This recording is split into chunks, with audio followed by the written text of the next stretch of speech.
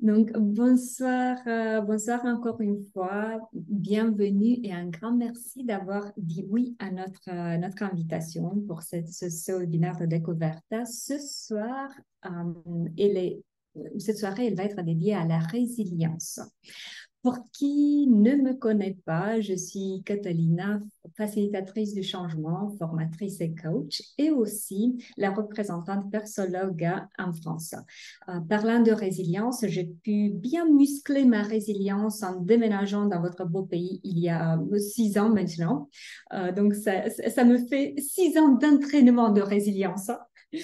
En ce qui nous concerne, nous, persologues, au cas où, de nouveau, si vous ne nous connaissez pas, Persologue, nous sommes une maison d'édition et académie à la fois. Notre mission, c'est de vous aider, vous, les spécialistes du savoir-être, que ce soit formateur, coach, RH, recruteur, à offrir le meilleur accompagnement possible aux personnes que vous accompagnez, que ce soit lors des formations ou des sessions de coaching ou de recrutement. Comment nous faisons ça? À travers les modèles que nous offrons. Je vais me remettre tout de suite un partage d'écran. Bonjour madame, Bonjour et bienvenue.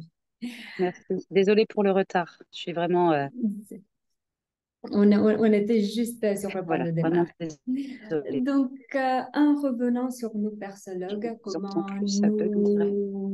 comment nous mettons en place cette mission que je viens d'évoquer, c'est en offrant des modèles clés en main, dont le modèle de personnalité DISCA. À propos de ça, petite parenthèse, Magali et Charlotte, pour vous, c'est ce modèle qui pourrait être encore plus intéressant que celui qu'on offre ce soir.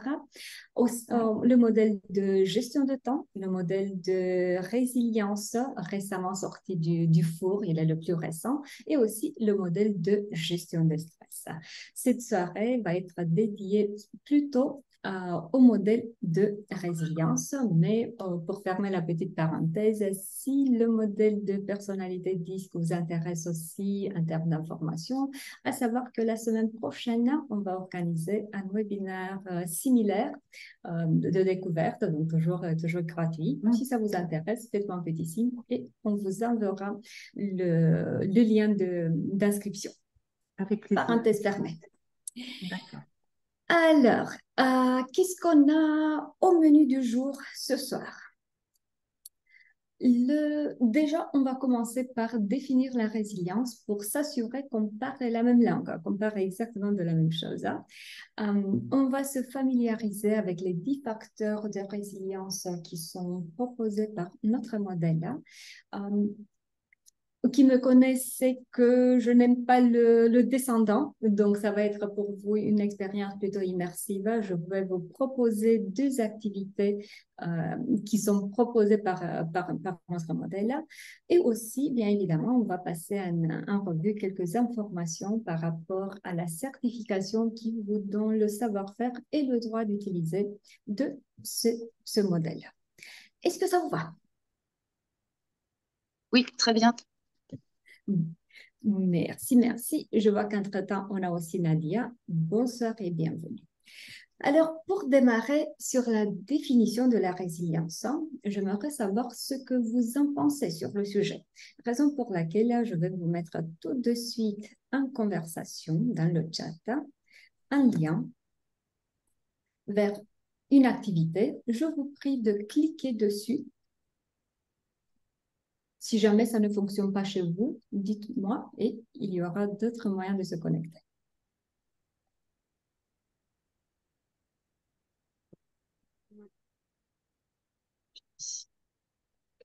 Donc, activez le micro et on peut discuter de vive voix s'il y a des soucis. Si vous avez pu cliquer sur le lien, vous avez vu qu'il y a une question très simple. Qu'est-ce que la résilience selon vous? Comment définissez-vous la résilience?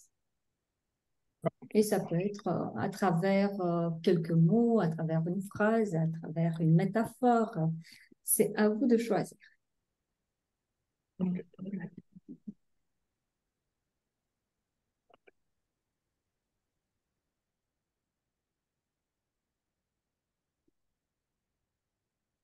Magali et Charlotte, comme vous êtes deux, je vais vous mettre rapidement un partage d'écran pour que vous puissiez vous connecter plutôt sur votre téléphone. Ok. Et comme ça, chacun pourra dire son opinion. Donc, ça suffit de cliquer d'aller sur menti.com et ensuite d'insérer le code qui est affiché à l'écran.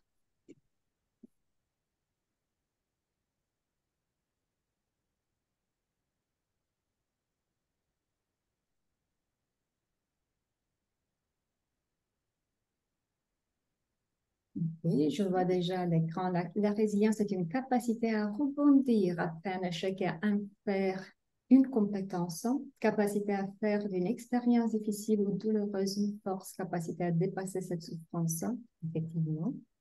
Y a-t-il d'autres opinions? Y a-t-il des choses à rajouter?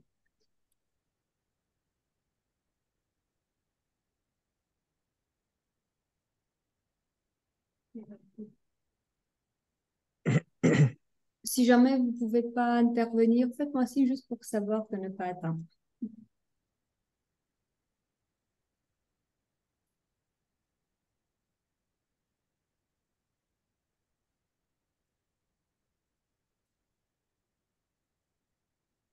Ou si vous avez besoin d'un peu plus de temps, également, dites-le moi.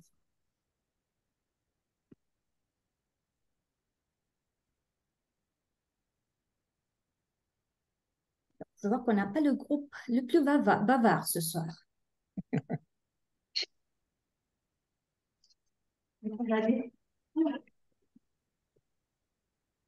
Ok, la résistance d'une personne à supporter la pression, la capacité de savoir, de se réinventer après une expérience difficile et sur laquelle il faut envisager de faire différemment pour mieux rebondir. Merci beaucoup pour toutes vos réponses et je suis vraiment contente de voir qu'on donne effectivement la même définition à la résilience, parce qu'effectivement, en ce qui nous concerne, on a intégré la même idée de capacité. On voit la résilience comme quelque chose qu'on développe. On ne n'est pas résilient, mais on devient résilient. Et oui, on peut faire un choix de travailler sa résilience. Donc, en bref, pour nous, résilience, ça se traduit par être résistant, par avoir une bonne confiance en soi, par savoir être flexible, tout comme cet arbre que l'on voit là à l'écran, surmonter les changements, gérer les coups du destin, ressortir plus fort des crises. Et comme je le disais, tout ça, c'est un muscle, ça se traduit par des compétences que l'on peut travailler, que l'on peut muscler. Notre modèle s'appuie bien évidemment sur des recherches scientifiques et ça prend en compte en fait un résumé de tout ce qui est sur le marché en ce moment.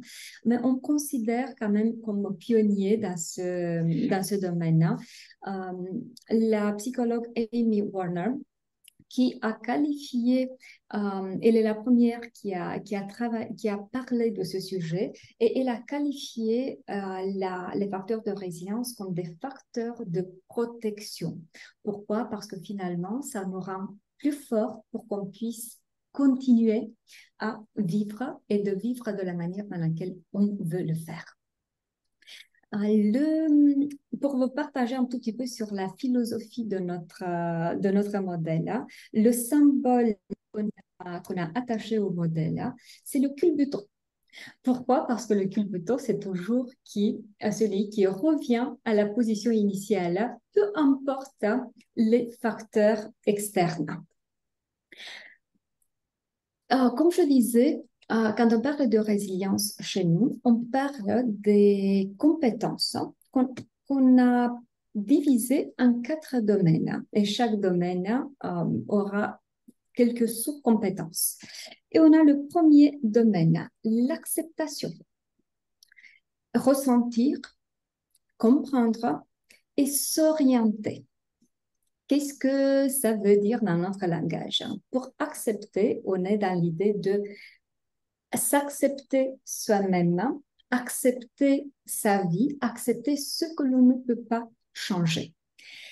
Et alors, comme facteur, comme compétence dans ce domaine, on aura l'acceptation elle-même, hein, l'efficacité auto-perçue, qu'est-ce que moi je pense de mon efficacité, et la responsabilité. La responsabilité dans le sens de est-ce que j'accepte la responsabilité pour ce que je fais, pour mes actions dans le sens de oui, il y a des choses qui m'arrivent et que je ne peux pas toujours contrôler, en effet, mais je peux contrôler mes actions.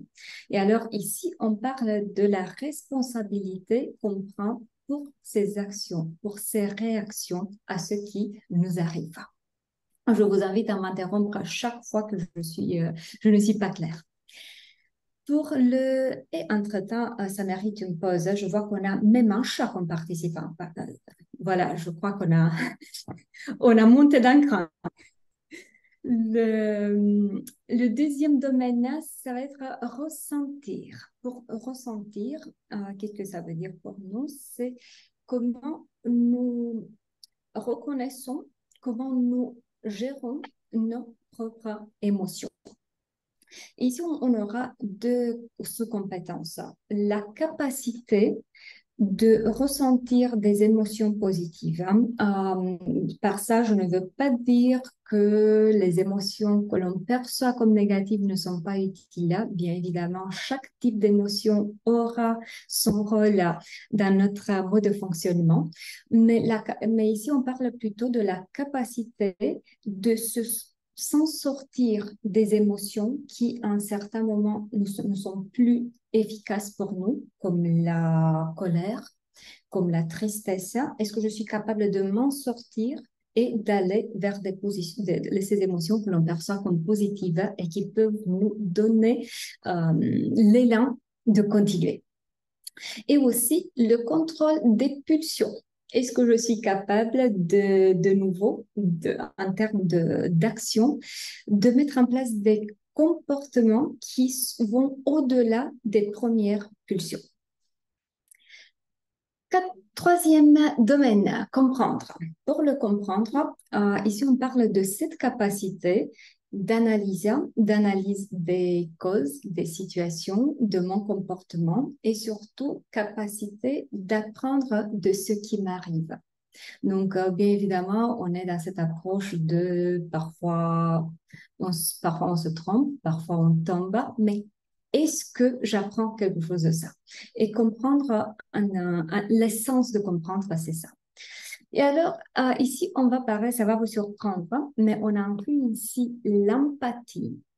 Et je reçois beaucoup de fois la question pourquoi empathie n'est pas reliée à ressentir parce qu'ici on parle de cette partie de l'empathie qui est liée à comprendre les émotions de l'autre.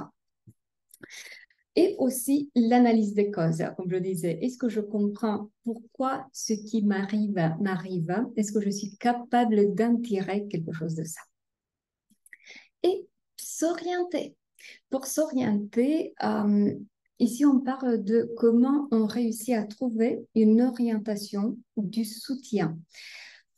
On aura l'optimisme réaliste, hein, et on aime beaucoup, beaucoup cette formulation. Donc ici, on n'est pas sur l'optimisme tout pur, oh, ça va aller, peu importe, hein.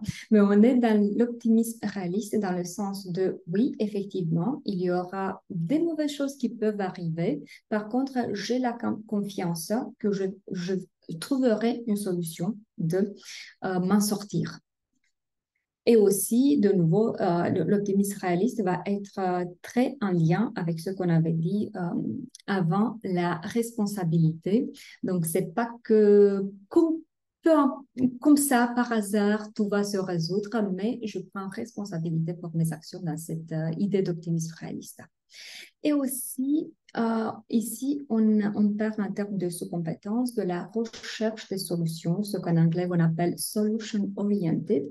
Autrement dit, est-ce que je réussis dans mon approche d'être plutôt en mode problème-solution et pas problème-coupable?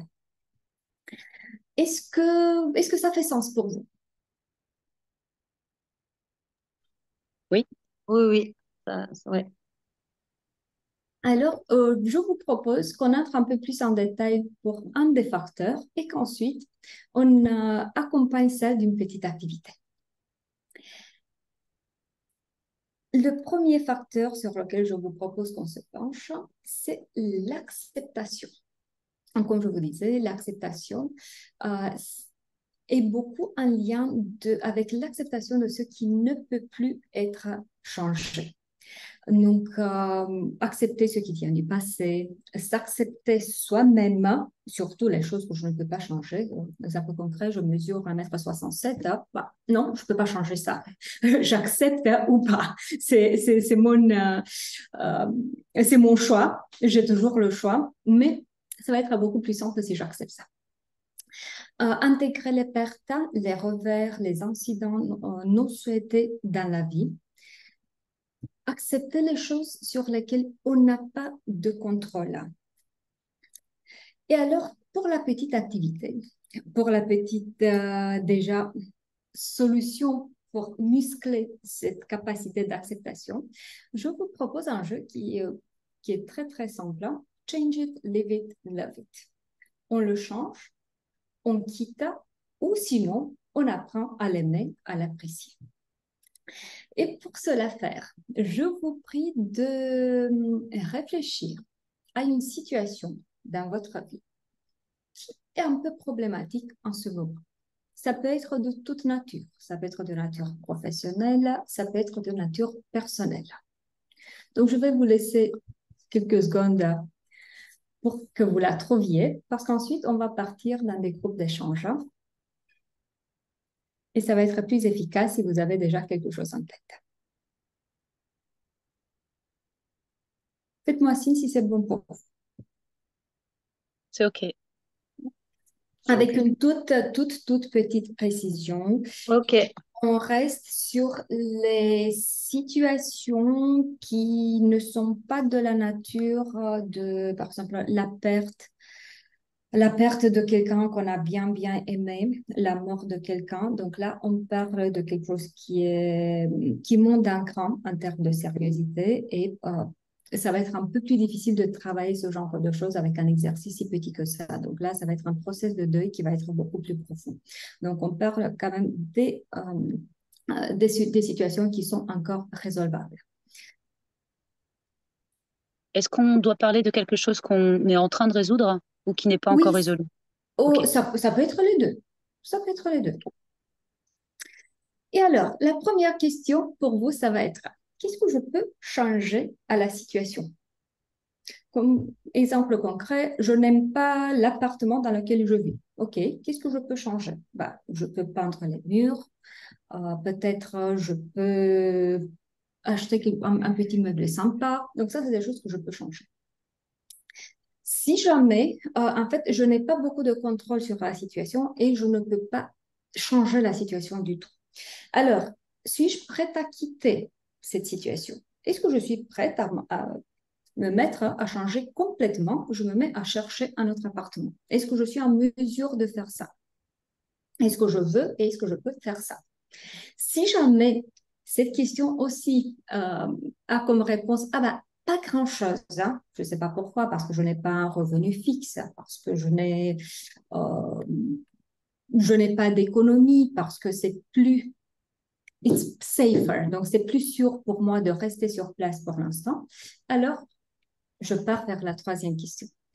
Quels sont les aspects positifs que je peux tirer de cette situation? Qu'est-ce que je peux faire pour changer cette attitude de je déteste mon appartement, hein? Ah bah oui, il y a quand même des avantages à vivre dans cet appartement. Et je fais un contrat mental avec mon cerveau de c'est encore pour 6 mois, c'est encore pour une année, et pendant ce temps-là, je ne vis pas dans le je déteste mon appartement, mais je profite de ce que j'ai en ce moment. Est-ce que c'est clair? OK, Oui, oui. Ouais. oui, Oui. c'est clair. Catalina, Oui. Je suis vraiment désolée, mais je viens d'avoir un petit contretemps personnel. Donc, je vais être obligée de vous quitter. Il faut que je règle une situation avec ma fille. Je m'excuse. Oh, ok, bon, bah, j'espère que C'était c'est dommage rien de parce que ça grave, hein. avait, en plus, bon, c'est des concepts qui me plaisent beaucoup. Mais bon, voilà. À une, Désolée, vraiment sorry. À une prochaine fois et j'espère que c'est rien de grave. Merci. Au Au revoir. revoir. Au revoir. Alors, même si vous n'êtes que trois, je vais vous envoyer quand même dans un groupe d'échange pour que vous ayez l'intimité. Et je vais vous donner aussi, avant de faire le groupe d'échange, hein, je vais vous donner la capture d'écran avec ce petit exercice hein, pour que vous ayez les questions sous les yeux. Donc, vous allez la retrouver dans le chat. Donc, merci de la télécharger avant de partir dans les groupes d'échange. Et c'est vous qui décidez si tout le monde échange, si c'est une seule personne qui échange et une autre qui accompagne. Donc, pour moi, ce qui m'intéresse, c'est que vous passiez par le process un tout petit peu. Alors, je vais faire tout de suite. Dites-moi s'il vous plaît s'il y a des questions avant que je vous envoie dans le groupe. Non, ça va, c'est plutôt C'est clair. bon? Parfait. Magali, tu es avec Charlotte, est-ce que, Oui, pardon, en fait, j'espère que j'ai bien. Non, c'est toi, Charlotte. c'est ça. Moi, c'est Charlotte et D'accord. Magali, ma Ah, mère, elle est juste à côté. Elle est là aussi. alors, est-ce que ce serait possible pour vous de vous connecter sur des Ben, écrans séparés? on n'arrive pas trop. Alors après, oui, Charlotte, des questions de téléphone Parce que portable. comme ça, on pourra faire deux groupes hein, et ça va être plus. Je vais essayer de voir, mais pour le moment, j'arrive pas. Sinon, on donnera priorité à Charlotte au cas où. Bon, bah, je crée le groupe pour l'instant et Ok, si d'accord. jamais, Oui. Je vais on crée essayer un maintenant. deuxième. Parfait. Alors, amusez-vous bien.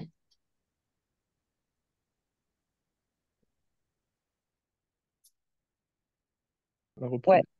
L'arrêt. Bien, bien Je cherche un revenu. chargeur. J'ai bientôt plus de batterie. J'arrive. Hein.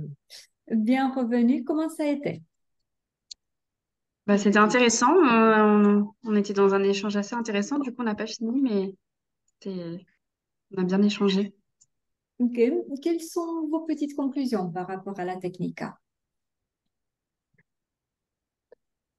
Bah, moi, je peux commencer. En fait, du coup, j'ai expliqué que moi, ma situation difficile en ce moment, c'est que je cherche du travail. Et du coup, on a pu échanger sur les points positifs d'être en pause professionnelle, le fait de finalement pouvoir plus se consacrer à soi-même, à sa vie sociale, prendre le temps, bah, comme j'ai fait, de faire une formation auquel je pensais depuis des années et qui durait 4 mois et en fait que j'avais pas eu le temps de faire. Donc, Mhm. on a Et échangé là-dessus. qu'est-ce que ça te change de changer la perspective de cette manière? Et bah, c'est vrai que du coup, je le vois d'une manière moins plombée, entre guillemets. Je me dis que finalement, c'est plus une opportunité pour moi qu'une contrainte. Ok.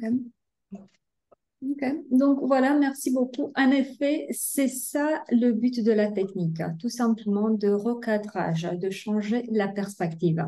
La situation elle-même, elle ne va pas changer, c'est évident, mais tant que notre attitude change vis-à-vis de la situation, bah, alors on aura un autre élan, on aura une autre énergie pour s'y mettre. Avant qu'on continue avec un deuxième facteur de résilience et une technique afférente, toute une petite parenthèse sur le modèle lui-même.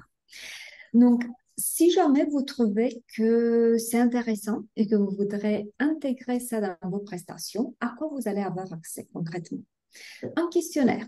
Un questionnaire validé qui permet à la personne qui le remplit d'identifier son niveau de compétence pour les 10 facteurs de résilience dont on vient de parler.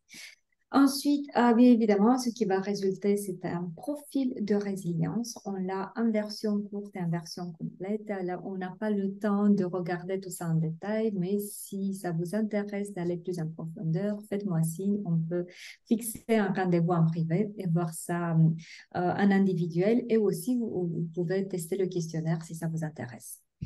Ensuite, vous allez, comme je vous disais, nos modèles sont conçus sur le principe de matériel clé en main.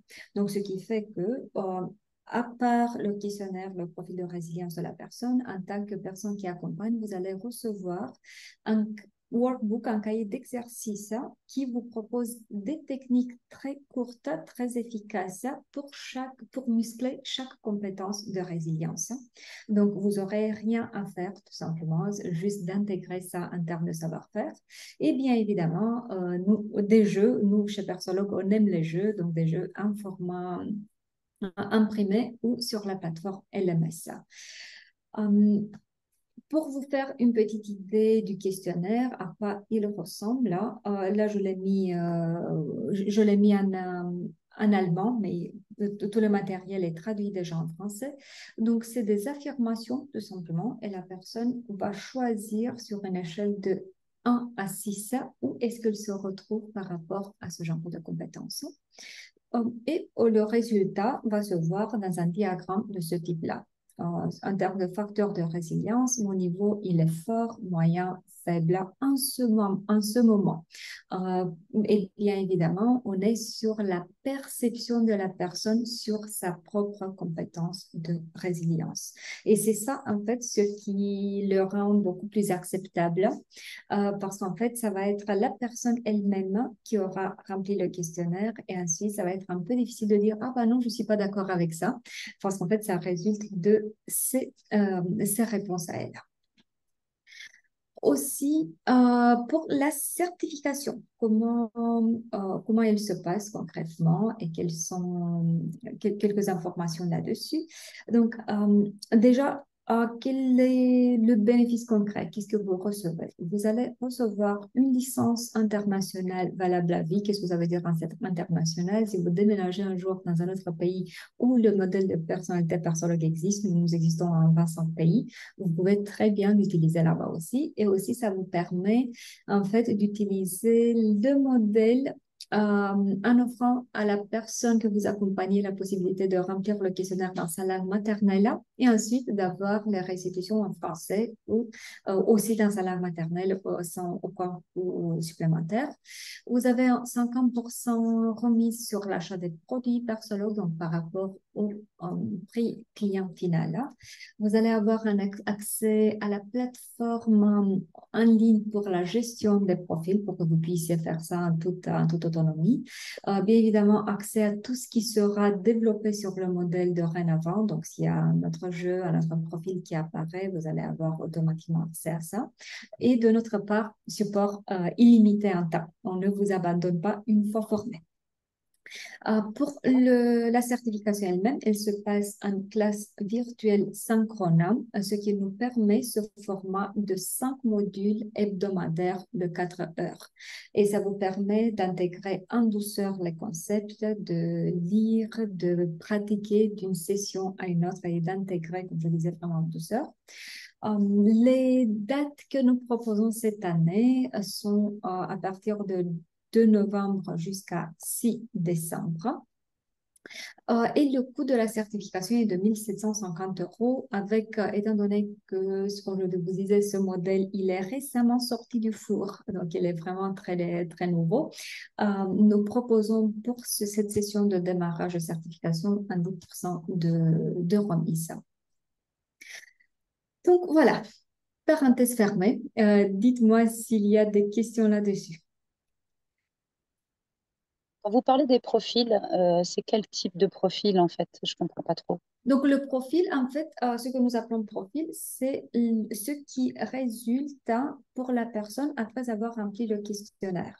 Et ça explique le niveau de résilience pour chaque facteur de résilience en soi. Et il y a, dans le profil complet, il y a déjà aussi inclus des techniques pour travailler sur chaque compétence où le niveau est un peu plus faible. Donc, c'est le profil personnel de la personne. Est-ce que c'est en lien avec l'énéagramme, par exemple, ou le MBTI, ce genre de profil? Pas du tout. Pas du tout. Donc, le profil, c'est juste le profil de résilience. Donc, le questionnaire identifie, une fois qu'on le remplit, identifie le niveau de résilience par rapport à ces 10 facteurs que j'avais présentés en tout début. D'accord. Comme j'ai raté le début, c'est pour ça que je posais la Ok. question. Ok. Donc, c'est juste, je peux revenir 2 secondes Non, mais c'est... là-dessus. Désolée, hein, Euh, les 5 premières minutes. mais pour répondre quand même plus complètement à votre question, donc c'était par rapport Ah, à ça. d'accord. Donc, C'est ce que c'était j'ai noté au départ. voilà, donc les 4 domaines de compétences qui se retrouvent après en ces 10 sous-compétences, 10 facteurs de D'accord, ok. résilience. Et le profil, ça identifie le niveau de chaque compétence pour la personne. Ok. Par contre, étant donné que vous avez J'avais évoqué raté le début. Voilà. Ennéagramme et MBTI, nous avons l'autre modèle, le modèle de personnalité Dispersologa, qui effectivement est similaire au modèle d'Ennéagramme et de MBTI avec des avantages très, très clairs là-dessus. Et là, effectivement, on aura le profil de personnalité de la personne. Mm. Et si ça vous intéresse, comme je vous disais, la semaine prochaine, on fait un événement similaire pour l'autre modèle. Donc, Pour le MBTI ou le rejoignez-nous. NOC? Non, Ou pas, les deux? non, pour le nôtre, le modèle disque persologue. D'accord, ok. Mais je l'avais mentionné parce que comme vous avez évoqué MBTI, donc ça, Oui, oui. c'est un homologue, si vous voulez, D'accord. Ok. de Merci MBTI. beaucoup. Avec plaisir. Alors, on va se lancer, il nous reste un tout petit peu de temps, donc on va se lancer sur un deuxième facteur de résilience. Donc, bien évidemment, là, comme c'est juste un atelier de découverte, on ne va pas prendre en considération tous les facteurs de résilience, mais on a le temps d'inclure quand même 2. Alors, pour un deuxième, j'ai choisi l'optimisme réaliste. Comme j'avais évoqué déjà, donc l'optimisme réaliste, c'est faire référence à une approche confiante et positive que l'on a sur les situations, sur la vie elle-même. Donc, ça signifie qu'on s'attend à des résultats positifs indépendamment du temps et de la situation, qu'on est prêt à mettre le travail nécessaire pour que ça se passe. Et donc, de nouveau, on est aussi en lien avec la responsabilité. Et ça nous aide, en fait, cette capacité d'optimisme réaliste, ça nous aide à nous concentrer sur les aspects positifs d'une situation sans pourtant ignorer les inconvénients, sans pourtant ignorer les risques. Mais juste ne pas plonger que dans les risques et les inconvénients. Et ça va forcément avoir une influence sur notre comportement. Et pour la petite technique. Cette technique, de nouveau, elle va être très, très simple, hein, mais en même temps très efficace. Quel est le postulat derrière? Quand on a cette tendance d'aller plutôt vers un comportement anxieux, on reste bloqué dans ce qui va se passer de mal. Et effectivement, comme je disais, il y a des choses mal qui peuvent arriver, donc on ne va pas ignorer ça. Par contre, la technique nous aide à sortir du comportement anxieux et d'aller pour faire quelque chose d'un peu plus réaliste. Et alors, qu'est-ce qu'on fait? Déjà, on va mettre la situation elle-même. Et là, Magali, si tu me permets, je peux prendre ton exemple en ce moment, je suis en recherche de travail. Donc, en ce moment, je n'ai pas de travail. Ça, c'est la situation elle-même, de manière objective. C'est Quel Charlotte. est Charlotte, ah, pardon. Oui, désolée, hein, comme on est deux. Ouais. Quel est le pire qui peut arriver? Et là, je vais mettre une liste de tout ce qui peut arriver de pire. Pourquoi? À quoi ça sert? Parce qu'on me demande, mais ok, je suis déjà anxieuse, donc à quoi ça sert de se ressortir sur ça, tout ça? Bah, ça sert en fait parce que ça aide à évacuer les peurs. Je les mets là, noir sur le blanc. Ensuite, deuxième pas, ça va être le mieux. Ok, donc si j'ai vu l'extrême du pire, là, qu'est-ce qui est le mieux qui pourrait m'arriver, qui pourrait se passer? Et une fois que j'ai fait les deux extrêmes, je passe au milieu. OK, qu'est-ce qui est quand même le plus probable là qu'il se passe? Et je vais vous laisser découvrir vous-même, hein, voir concrètement qu'est-ce que ça apporte comme technique hein, une fois qu'on est passé par le process intégral. Et je vous propose, de nouveau, on n'a pas beaucoup de temps, donc je vous propose 7 minutes hein, d'échange là-dessus. Vous décidez qui partage son expérience et qui travaille concrètement. Est-ce que ça vous va? Oui, très bien. Oui. Alors, de nouveau, je vais vous partager la fiche de travail pour que vous l'ayez à la portée de main. Juste un tout petit instant pour que je la repère.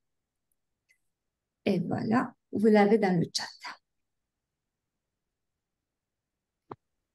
Et je vais vous envoyer de nouveau. En fait, je fais ça pour que vous soyez en intimité, que ce soit pas enregistré. Ok. Et on met 7 minutes. Donc, s'il n'y a pas d'autres questions, je démarre la salle. Ok. Ouais. Parfait, amusez-vous bien. Hein, bien revenu. Comment ça a été cette fois-ci? Bien. Quelles sont les petites découvertes que vous avez eues?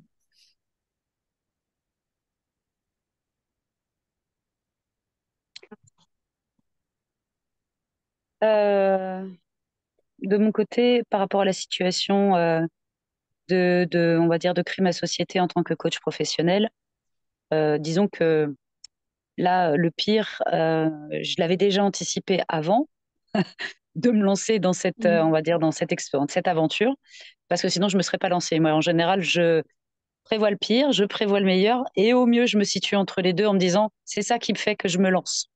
Parce que si Mhm. je ne sais pas le pire et le meilleur, bah, évidemment, la peur prend toute sa place et j'avance pas. C'est ce qui m'a retenu d'ailleurs pendant 3 ans pour faire cette formation de coach. Décrire le pire, bah, c'est verbaliser, conscientiser et donc trouver des solutions pour que ça n'arrive pas. Mhm. Décrire le meilleur, ça permet justement de visualiser le meilleur et de se motiver et de retrouver de la confiance, de l'estime de soi et de se sentir capable de trouver des nouvelles compétences aussi, même si on les a pas au départ, parce qu'on sait qu'on Ouais. est en progrès tous les jours. Et le plus probable, bah, ça permet de rester dans la réalité et de pas s'envoler avec des attentes qui seraient intouchables et qu'après on soit hyper déçu. Ouais, je vais devenir millionnaire en 2 ans de mon activité de coaching, en effet. Oui, non, Ah, c'est pas non, possible. Ah, j'ai des envies qui sont plutôt tranquilles, hein. Je me dis, Je le mieux, sais. voilà, le pire, bah, je trouve pas de boulot, ouais, j'ai pas assez de clientèle pour en vivre Je sais. d'ici 5 ans. Bah, résultat, qu'est-ce qui m'arrive? Bah, je retourne dans un boulot alimentaire pour me trouver de la clientèle, pour être en contact avec des gens. Bon, c'est pas vraiment le pire du pire. Le mieux, bah, je gagne 5 000 euros par mois en travaillant que 50% du temps. Yeah, et je suis à deviens digital nomade aussi, ça serait le rêve. Et bah, le plus probable, c'est que d'ici 3 4 ans, je serai à 2 000 par mois et en travaillant 8 heures par jour. Voilà, Ok. Ok. mais c'est Donc, en acceptable. bref, merci beaucoup pour le retour. Effectivement, en bref, c'est à ça que cette technique sert, c'est de faire l'ancrage avec la réalité et de ne pas se laisser dépasser par ses peurs, mais aussi de ne pas aller vers un optimisme qui manque de réalisme. Ok, bon, bah, faisons un tout petit peu un résumé de ce qu'on a vu jusque-là. Et ce qui m'intéresserait, ce serait de savoir pour vous, où est-ce que vous voyez l'utilité, dans quel contexte vous voyez l'utilité de ce genre de modèle par rapport à des personnes que vous pourrez accompagner, où et comment vous lui voyez l'utilité. L'utilité, c'est déjà d'enlever la confusion mentale quand les désirs et les peurs se mélangent. Oui. En fait, peut-être que j'ai pas été assez précise. Moi, je parlais du modèle dans son intégralité. Donc, si vous décidez de l'intégrer dans vos pratiques, en quoi il pourrait être utile? Hmm.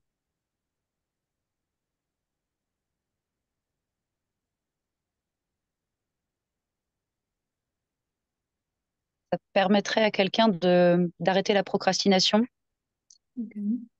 et de passer à l'action parce que en anticipant le pire et le meilleur et la médiane, justement, c'est ça, ça enlève la confusion mentale, ça permet de conscientiser les choses et de se rendre compte en fait que le pire n'est pas, on va dire, n'est pas mortel, et que le meilleur est aussi désirable, qu'on peut se situer, que la personne peut se situer entre les deux et dans ces cas-là se jeter à l'action parce qu'elle a balayé ses peurs en les Mhm. verbalisant. Donc, Merci beaucoup. Je crois que vous êtes toujours sur le bénéfice de la technique qu'on vient de voir. Moi, j'étais plutôt sur le modèle dans son sur la intégralité, le résilience, modèle de résilience. d'accord. Après, c'est peut-être dans les entreprises où on peut avoir des difficultés, comment dire, peut-être des réorganisations, peur du changement. Mhm. Il y a déjà des gens qui ont Effectivement. peut-être des burn-out, etc. Enfin, peut-être analyser. Parce que, est-ce que ça va bien dans l'entreprise ou est-ce que c'est que des personnes qui ont une forte résilience? Les, Parce que, en, en fait, l'entreprise ne peut pas avoir de la résilience si les personnes n'ont pas un bon niveau de résilience. c'est ça. C'est assez évident. Merci beaucoup. En effet, donc le modèle, concrètement, il sert à aider les personnes à prendre du recul, à s'accorder un moment de réflexion, parce que vous savez, beaucoup de fois, on est dans le, comment on dit en français, la tête dans le guidon. Et en fait, ça permet d'arrêter un tout petit peu le carrousel et de réfléchir. Ça permet de cultiver les 10 facteurs de résilience et de se munir pour tout ce qui arrive comme changement. Et on a ce qu'on a vécu, c'est très récent, comme la pandémie par exemple. On a vu l'importance de ces compétences de résilience. Comment et quand l'utiliser? Dans le comment, donc ça peut être utilisé à la fois lors des séminaires de groupe, des formations et dans des accompagnements individuels. Donc ça passe très bien dans les deux situations. Quand ça peut être déjà à tout moment un but de prévention, parce que tout comme la gestion du stress, c'est pas après un burn-out qu'on se muscle pour gérer le stress. Bah, idéalement, c'est de ne pas arriver dans un burn-out. Euh, Après un burn-out, effectivement, donc une fois que la personne n'est pas en situation de burn-out, quand la personne est en situation de burn-out, là, c'est le psychologue qui va intervenir. Mais une fois qu'elle s'en est sortie, ben, on peut intervenir pour l'aider à muscler un peu plus ses compétences de résilience pour éviter un nouveau burn-out. Et aussi, pour tout ce qui est conduite du changement en entreprise. Et de mon expérience, ce qui manque beaucoup en entreprise en ce moment, c'est quand on a des gros changements, on propose en général des formations pour les managers pour effectivement les aider à conduire le changement. Par contre, on n'offre pas grand-chose pour les personnes qui font partie des équipes. Et ça, c'est le genre de modèle qui pourrait aider les personnes, pas que les managers. Oui, oui, Christophe, j'ai vu que tu as levé la main. une petite main. Euh, Quel moment on peut vraiment définir après un burn-out? Comment on sait si vraiment, enfin, qu'elle est sortie? Enfin, c'est difficile. Est-ce que ça va pas peut-être Euh, lui ouais, faire c'est quand trop... déjà le médecin a donné le go, oui, tu peux revenir au D'accord. travail. Donc ça, c'est Donc, déjà quand elle une est de chose, nouveau hein. dans le travail, alors du coup... Quand elle Ok, est ou de nouveau au travail ou de toute façon, il n'y a plus d'interdiction de revenir au travail, ok. mais au moins qu'elle soit dans l'approche, je suis capable de reconnaître ma responsabilité pour la situation dans laquelle je suis. Hmm. C'est Parce que plus j'ai la peur faute pas que ça de... fasse après un flashback et qu'elle va se Et retrouver c'est de pour nouveau... ça, ouais, c'est pour ça que je ça me semble disais, délicat, mais bon, ouais, oui, hein, c'est pour j'ai ça pas que de je retour, mais... disais, Hmm, c'est après ce que le médecin, le psy ont donné l'accord de hmm. oui, tu peux voir d'autres techniques, tu peux voir d'autres approches. Parce qu'après un burn-out, il y a peut-être d'autres choses au départ plus utiles, non? La méthode 10, qu'elle n'est pas mieux au départ pour justement peut-être qu'elles se comprennent, elles, déjà, elles comprennent les autres? Non? L'une ne Tu change pas conseilles l'autre. pas? Ok, Elles sont complémentaires, en fait. Je ne sais pas si c'est une qui est plus importante pour l'autre. Je crois que ça va dépendre beaucoup de de la personne ou qu'est-ce qui a généré concrètement le burn-out. Si c'est une capacité réduite de communication avec les autres et de comprendre le mode de fonctionnement des autres, alors oui, le modèle 10 pourrait être plus utile. Par d'accord. contre, si c'est un manque plutôt dans les facteurs de résilience qu'on a vus, ça peut être ça. Donc, Ok, il ok. n'y a pas de... Ok. Dites-moi s'il vous plaît s'il y a des questions, des choses à ajouter. Non, Non, tout c'est est bon. clair. Non, c'est plutôt clair, c'était très intéressant. Merci beaucoup. Comme je le disais, si vous êtes intéressé de connaître un peu plus, faites-moi signe. Vous pouvez tester le questionnaire. On peut caler un rendez-vous en privé et discuter plus en profondeur. Est-ce, Euh, est-ce qu'il est possible de faire, enfin, enfin, je sais pas, est-ce qu'il est possible, nous, de faire comment dire, ce questionnaire, enfin, pour connaître, enfin, combien ça oui, coûterait si maintenant, moi, demain, je dis, tiens, j'aimerais bien connaître ma résilience, est-ce que, enfin, toi, avant de le oui. vendre, enfin, est-ce Hmm. que ça Oui, ben, s'achète, est-ce que, c'est exactement ce que je disais. Si vous voulez le tester, pour vous, c'est ouais, possible de le faire gratuitement. Donc, ah, faites-moi d'accord, signe et je vous ferai part d'un lien de questionnaire. Et ensuite, on peut enchaîner avec une petite session de débrief, d'accord. Ok. bien sûr. Bon, ben, avant qu'on se quitte, est-ce que vous pouvez me dire un mot pour l'expérience que vous avez vécue ce soir? Enrichissant. Merci. Ça m'a aidé à comprendre mieux, ouais, la résilience aussi, et ce qu'on peut apporter, comment dire, à d'autres personnes grâce à ce dispositif, quoi, en faisant les profils, et ça pourrait aider. Après voilà, il faut le retour d'expérience, mais je pense que ça peut aider des personnes à se comprendre. Il y a des entreprises à voir différemment leurs salariés aussi, quoi. Merci. Moi, je dirais que C'était ça m'a un mot, donné quoi. pardon. Je dirais que ça m'a donné des clés pour apprendre à être plus résiliente. Donc, le mot pour moi, ça serait les clés, les différents indicateurs. Merci beaucoup. Bon, moi, je vous dis un grand merci pour votre participation et j'espère que vous que vous allez faire appel à nous, même si on peut vous aider en quoi que ce soit, même sans que ce soit dans un échange transactionnel. Donc, merci beaucoup et très belle soirée. Merci beaucoup, Merci. Caroline. Bonne soirée. Au revoir. Bonne Merci soirée. beaucoup. Au revoir. Ouais.